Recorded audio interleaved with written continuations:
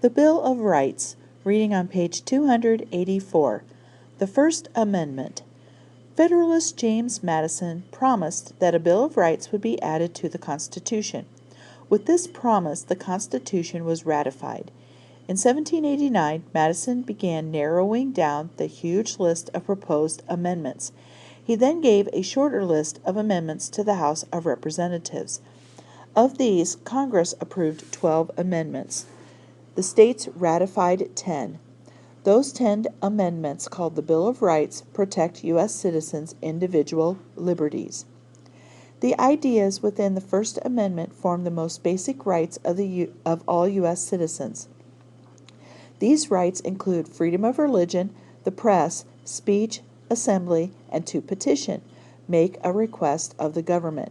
The First Amendment begins by stating that Congress shall make no law representing an establishment of religion or prohibiting the free exercise thereof. In other words, the government cannot support or interfere with the practice of a religion. The amendment keeps the government from favoring any religion over others. When the Constitution was written, many countries had an official state religion. However, some Americans wanted to keep the government from establishing an official religion. The First Amendment also guarantees freedom of speech and the press. Americans have the right to express their own ideas and views and to hear the ideas and views of others. John Peter Zenger, the publisher of the New York Weekly Journal, was an example of why freedom of the press is important.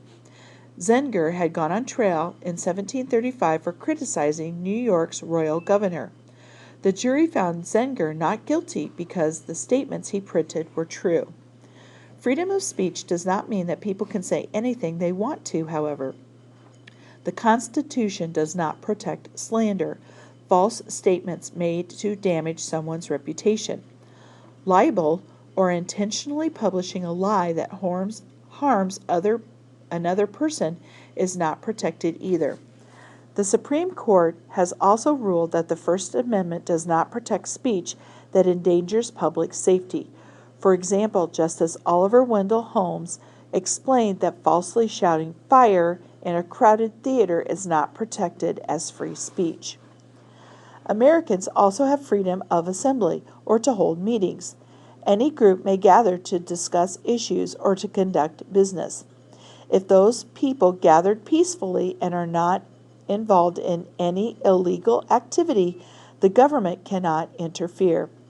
Any American can present a petition to a government official.